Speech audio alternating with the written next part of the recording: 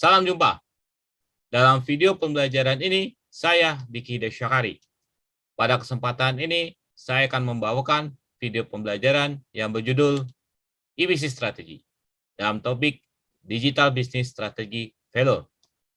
Learning objektif pada video kali ini adalah ketika telah menyelesaikan video ini, rekan-rekan akan dapat pertama, memahami contoh perusahaan yang mengalami kegagalan dalam strategi bisnis digital. Yang kedua, memahami alasan mengenai kegagalan strategi bisnis digital.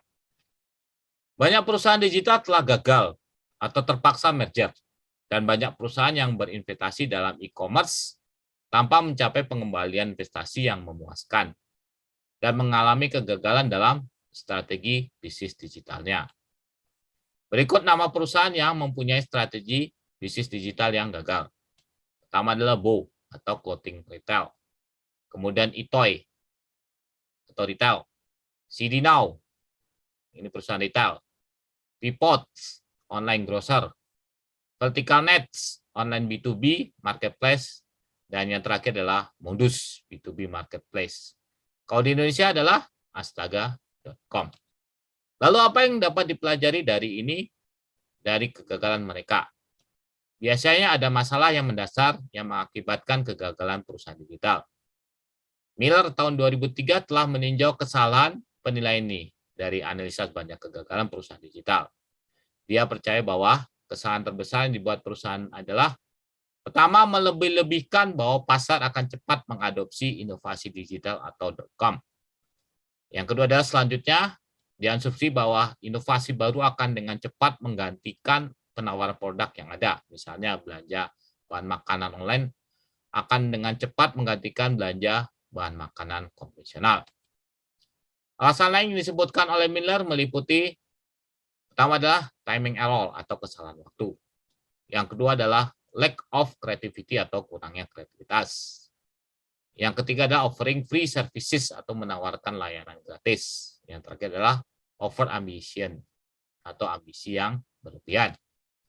Berikut kita bahas satu persatu. Satu, timing error atau kesalahan waktu, misalnya layanan untuk mengunduh hiburan digital yang ditawarkan sebelum high speed broadband internet akses tersedia secara luas. Pembelajarannya adalah bahwa analisa dan penelitian yang dilakukan tentang permintaan produk online belum cukup. Yang kedua adalah lack of creativity atau kurangnya kreativitas. Banyak layanan meniru model bisnis yang ada atau layanan retail online lainnya. Pembelajarannya adalah bahwa analisa dan penelitian yang tidak memadai telah dilakukan tentang pembeda dan kemampuan bersaing, dan apakah ini akan cukup untuk mendorong konsumen untuk beralih ke penyedia online. Yang ketiga adalah offering free services atau menawarkan layanan gratis.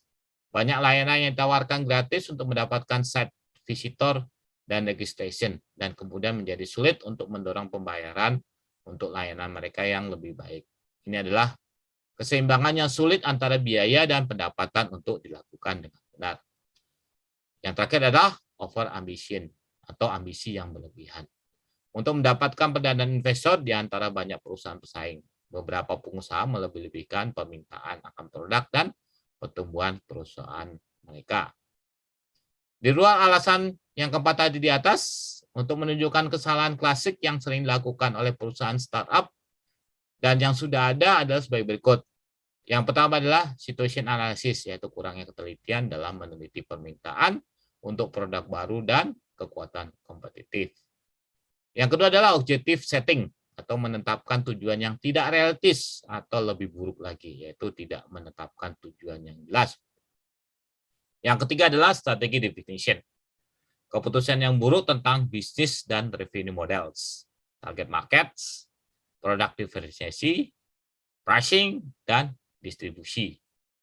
Yang keempat adalah implementation, masalah dengan kualitas layanan pelanggan, infrastruktur, dan manajemen perubahan. Demikian video pembelajaran pada kesempatan ini. Terima kasih atas perhatiannya. Sampai jumpa pada video pembelajaran lainnya.